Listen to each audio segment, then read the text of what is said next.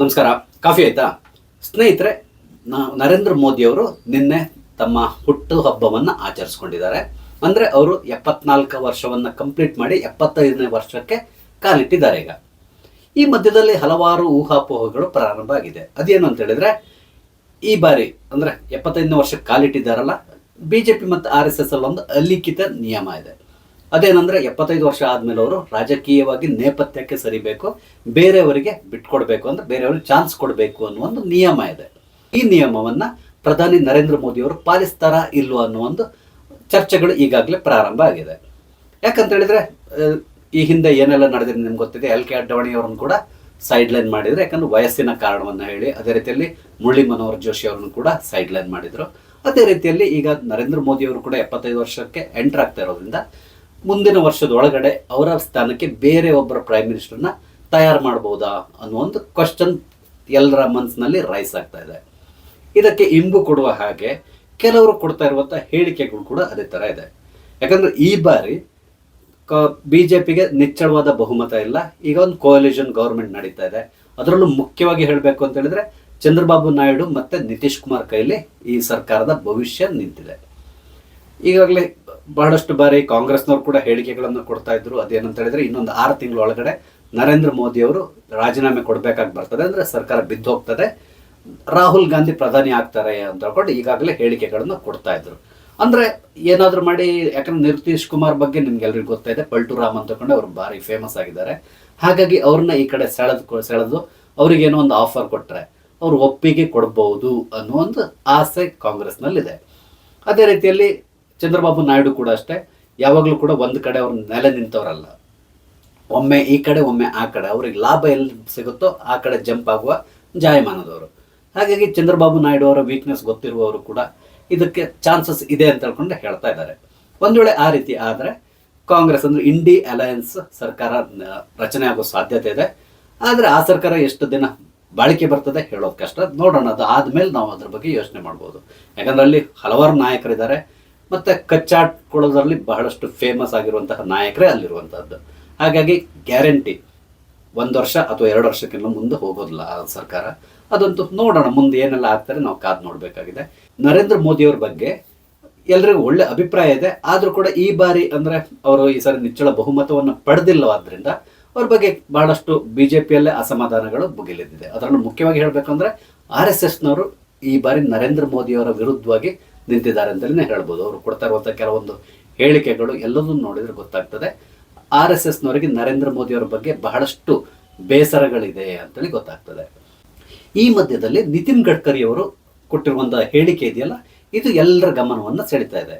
ಅದೇನಂತ ಹೇಳಿದರೆ, ಈ ಚುನಾವಣೆಗಳೆಲ್ಲ ಮುಗಿದ ಮೇಲೆ ನನ್ನನ್ನು ಒಬ್ಬ ಇಂಡಿ ಕೂಟದ ಒಬ್ಬ ಬಹುದೊಡ್ಡ ಮುಖಂಡ ನನ್ನನ್ನು ಭೇಟಿಯಾಗಿ ನನಗೆ ಪ್ರೈಮ್ ಮಿನಿಸ್ಟರ್ ಆಗುವಂತಹ ಒಂದು ಅವಕಾಶ ನಿಮಗೆ ಕೊಡ್ತೇವೆ ನೀವು ನಮ್ಮ ಜೊತೆಗೆ ಕೈ ಜೋಡಿಸಿ ಅಂತೇಳಿ ಕೇಳಿದ್ದಾರೆ ಅಂತೇಳಿ ಹೇಳಿದರು. ಅದು ಯಾರು ಅವರ ಹೆಸರನ್ನ ನಿತಿನ್ ಗಡ್ಕರಿ ಇಲ್ಲಿವರೆಗೆ ಹೇಳಿಲ್ಲ. ಈ ಥರ ಏನಾದರೂ ಆಗಿದ್ದಿದ್ರೆ ನಿತಿನ್ ಗಡ್ಕರಿ ಅವರು ಏನು ಮಾಡ್ತಾ ಇದ್ರು ಅನ್ನೋ ಒಂದು ಸಹಜವಾದ ಕುತೂಹಲ ಎಲ್ಲರಿಗೂ ಬರ್ತದೆ. ಆದರೆ ಅದಕ್ಕೆ ಕೂಡ ನಿತಿನ್ ಗಡ್ಕರಿ ಅವರೇ ಕ್ಲಾರಿಫಿಕೇಶನ್ ಕೂಡ ಕೊಟ್ಟಿದ್ದಾರೆ. ಅದೇನಂತ ಹೇಳಿದ್ರೆ, ನಾನು ಅವರಿಗೆ ಹೇಳ ಕಳಿಸಿದ್ದೆ ಏನಂತ ಹೇಳಿದ್ರೆ, ನನಗೆ ಯಾವುದೇ ರೀತಿಯ ಆಸೆ ಇಲ್ಲ, ಪ್ರಧಾನಿ ಆಗಬೇಕು ಅಂತೇಳಿ ನಾನು ಕನಸಲ್ಲಿ ಕೂಡ ಎಣಿಸ್ತಾ ಇಲ್ಲ.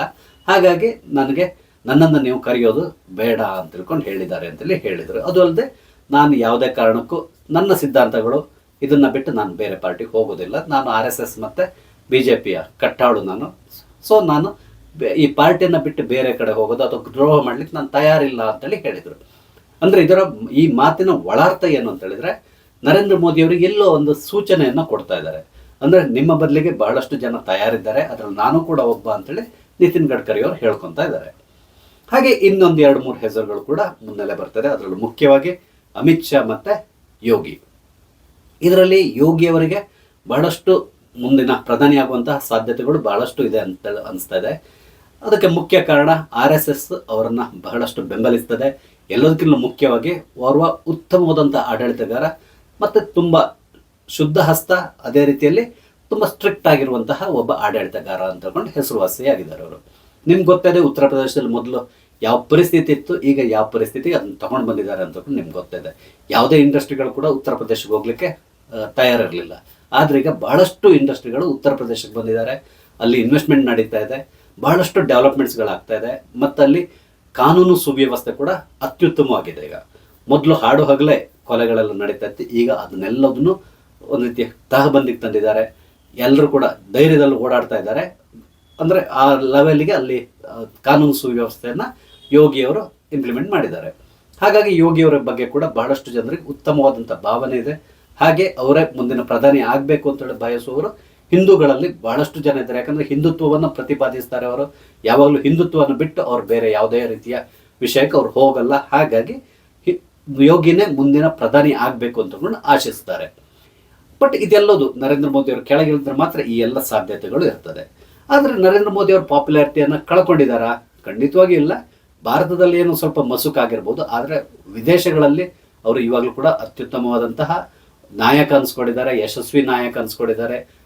ಹಾಗೆ ಹಲವಾರು ಸಮಸ್ಯೆಗಳಿಗೆ, ಭಾರತದ ಒಳಗಡೆ ಇರುವಂಥ ಸಮಸ್ಯೆಗಳಿಗೆ ಕೂಡ ಈಗಾಗಲೇ ಹಲವಾರು ಪರಿಹಾರಗಳನ್ನು ನೋಡ್ಕೊಂಡಿದ್ದಾರೆ. ಇನ್ನೊಂದೇನೆಂದರೆ ಈ ಸಂದರ್ಭದಲ್ಲಿ ಅವರು 100 ದಿನಗಳನ್ನು ಕೂಡ ಪೂರೈಸಿದ್ದಾರೆ. ಈ 100 ದಿನಗಳಲ್ಲಿ ಅವರ ಪರ್ಫಾರ್ಮೆನ್ಸ್ ಕೂಡ ತುಂಬ ಚೆನ್ನಾಗೇ ಇದೆ ಅಂತ ಹೇಳ್ತಾ ಇದ್ದಾರೆ. ಕೆಲವೊಂದು ತೊಡಕುಗಳಿದೆ. ಅದಕ್ಕೆ ಮುಖ್ಯ ಕಾರಣ ಏನಂತ ಹೇಳಿದರೆ ಈ ಕೋalition ಗೌರ್ಮೆಂಟ್ ಆಗಿರೋದ್ರಿಂದ ಕೆಲವೊಂದು ಕಾನೂನುಗಳನ್ನು ರೂಪಿಸಲಿಕ್ಕೆ ಕೆಲವೊಂದು ತೊಡಕುಗಳಿದೆ. ಅದನ್ನು ದಾಟಿ ಬರಬೇಕಾಗಿದೆ. ನೋಡೋಣ ಮುಂದೆ ಏನಾಗುತ್ತೆ ಅಂತ ಹೇಳ್ಕೊಂಡು ನರೇಂದ್ರ ಮೋದಿ ಅವರ ಕಂಟಿನ್ಯೂ ಮಾಡ್ತಾರಾ ಅಥವಾ ಅವರ ಬದಲಿ ಬೇರೆ ಇನ್ಯಾರು ಬರ್ತಾರ ಅನ್ನೋದನ್ನು ನಾವು ಕಾದು ನೋಡಬೇಕಾಗಿದೆ. ಯಾವುದಕ್ಕೂ ಇನ್ನು ಸ್ವಲ್ಪ ದಿನದಲ್ಲಿ ಇದೆಲ್ಲದು ನಿಚ್ಚಳವಾಗ್ತದೆ. ಅಂದರೆ ಬಹುಶಃ 1 ವರ್ಷದ ಒಳಗಡೆ ನರೇಂದ್ರ ಮೋದಿ ಕಂಟಿನ್ಯೂ ಆಗ್ತಾರಾ ಅಥವಾ ಇಲ್ವಾ ಅನ್ನೋದು ಗೊತ್ತಾಗಿ ಹೋಗ್ತದೆ. ಯಾವುದಕ್ಕೂ ನಾವು ಕಾಯಬೇಕಾಗಿದೆ. ಯಾಕಂದರೆ ಈಗಷ್ಟೇ ಅವರು 75ನೇ ವರ್ಷಕ್ಕೆ ಕಾಲಿಡ್ತಾ ಇದ್ದಾರೆ. ಅದು ಮುಗಿಲಿಕ್ಕೆ ಇನ್ನೂ 365 ದಿನ ಇದೆ. ಆವಾಗ ಅಷ್ಟರೊಳಗಡೆ ಎಲ್ಲದೂ ನಿಚ್ಚಳವಾಗ್ತದೆ. ಸ್ನೇಹಿತರೆ, ನಿಮಗೆ ನನ್ನ ವಿಡಿಯೋ ಇಷ್ಟ ಆದರೆ ದಯವಿಟ್ಟು ಲೈಕ್ ಮಾಡಿ, ಶೇರ್ ಮಾಡಿ, ಹಾಗೆ ದಯವಿಟ್ಟು ನನ್ನ ಚಾನಲ್ ಸಬ್ಸ್ಕ್ರೈಬ್ ಮಾಡಿ, ನನಗೆ ಸಪೋರ್ಟ್ ಮಾಡಿ. Thank you. ಜೈ ಹಿಂದ್.